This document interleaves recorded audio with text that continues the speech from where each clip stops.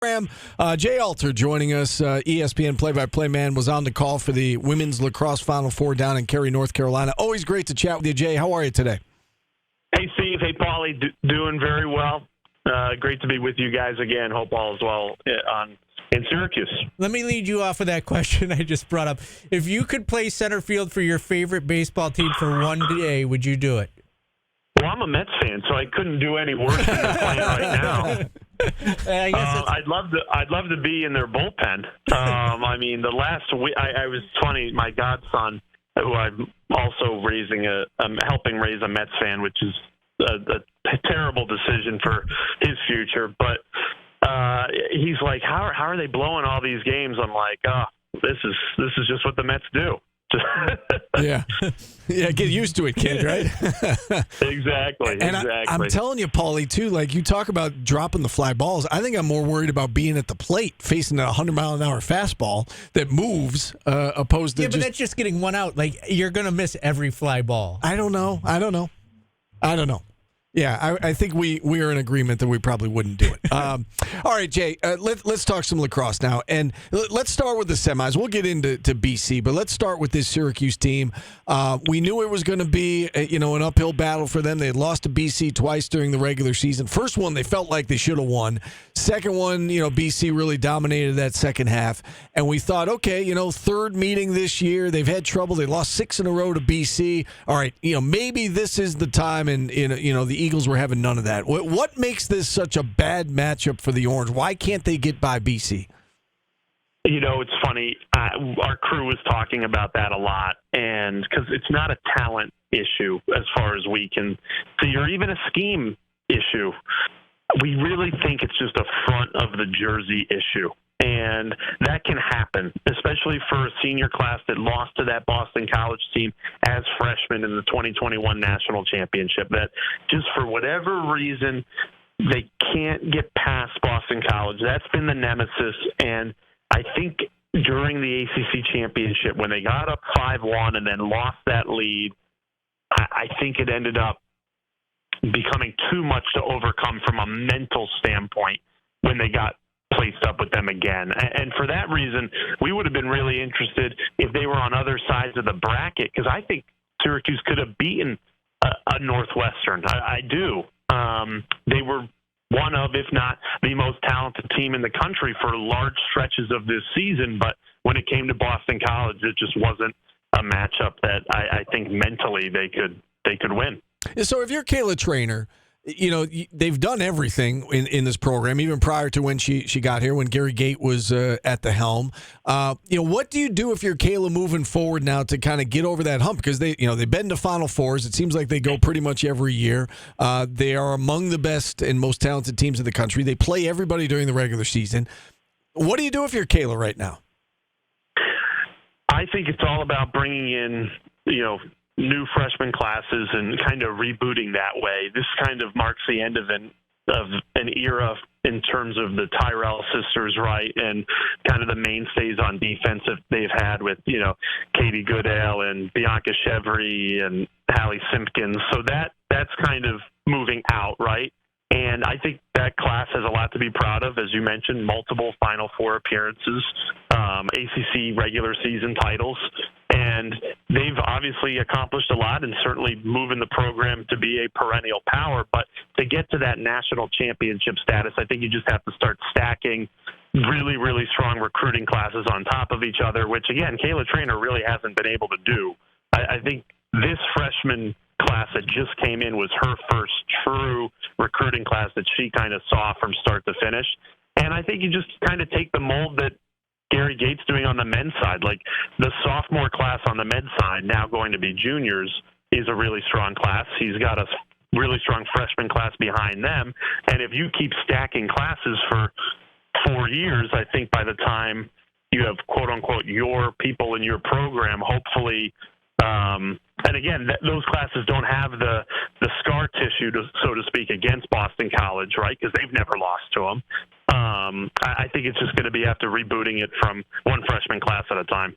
All right, let's talk about this Boston College team that has now made it to 7 straight national title games, has now won a couple of championships, and they did it in dramatic fashion, right? Coming from down 6-0, fell down 6-0 to Northwestern, and then they come all the way back. They win the game.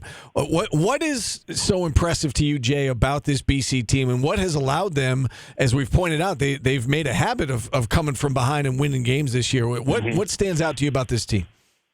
Yeah, it's what you love about sports, right? They never give up. They have such great internal belief in one another that even if that game was 10-0, they would still believe, okay, we can come back and win this game. And I think it's one thing to say it, but another thing to do it, and not just Sunday, but they've done it, as you mentioned, Steve, throughout their careers. And a lot of times to Syracuse, and not just this year, they've done it in years past. So I think the fact that they have done it and that no lead is too big for them. To do it in the national championship against a really good Northwestern team was still remarkable to watch and unfold.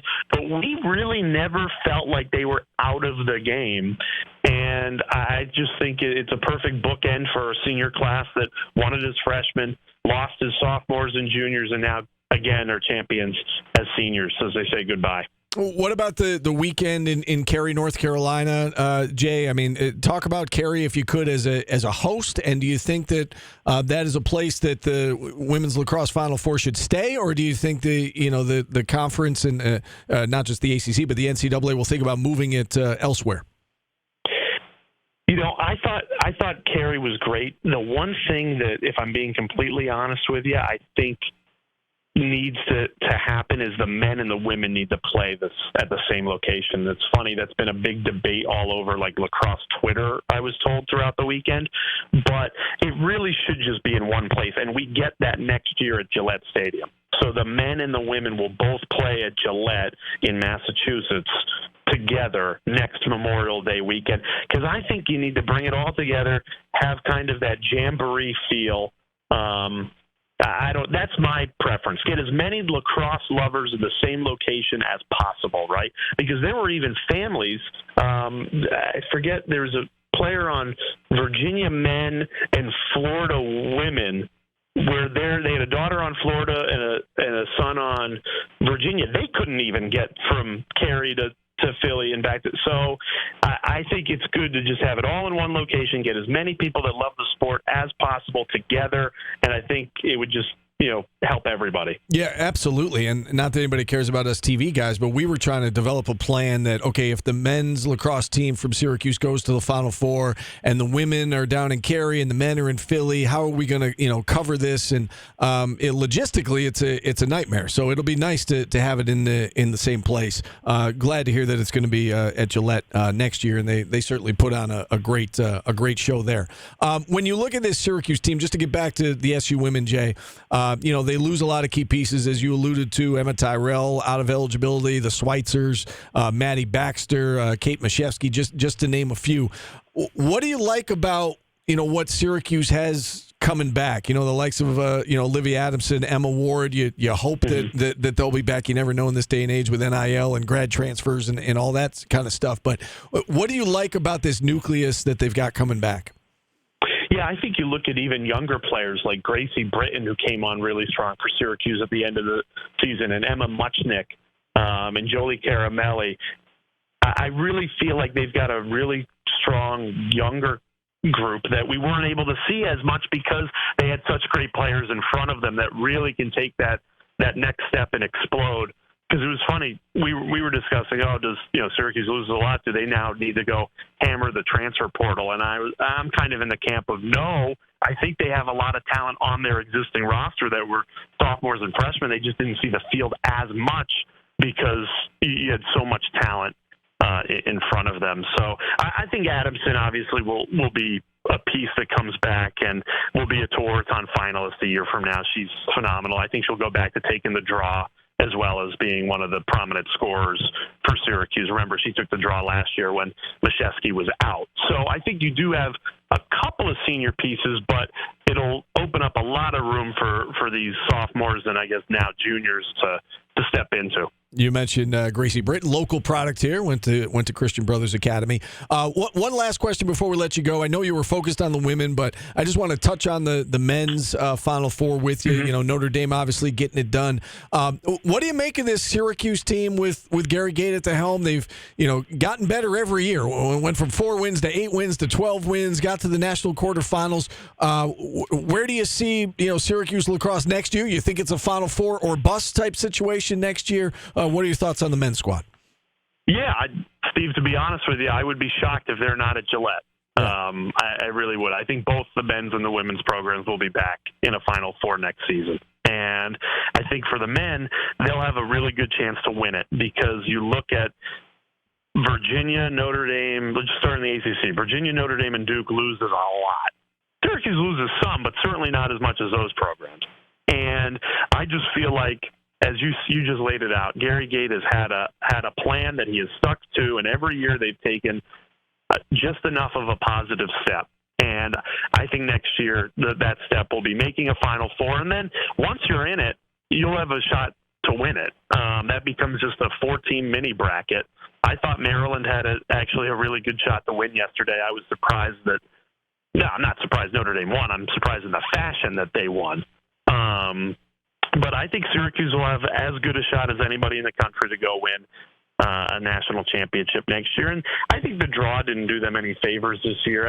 I've covered Denver 3 times this season, and they're really good. I actually just voted them number 2 in the country in the final Inside Lacrosse media poll because I think if they don't run into Notre Dame, and they certainly played Notre Dame tighter than Maryland did, right? Yeah. So I think Denver, no one really talked about, but when I saw that come out on Selection Sunday, I said, that's a bad draw for Syracuse because Denver, I thought if they won the Big East tournament, which they didn't, they got knocked out in the semis, but if they won it, they would have been the 2 seed, right?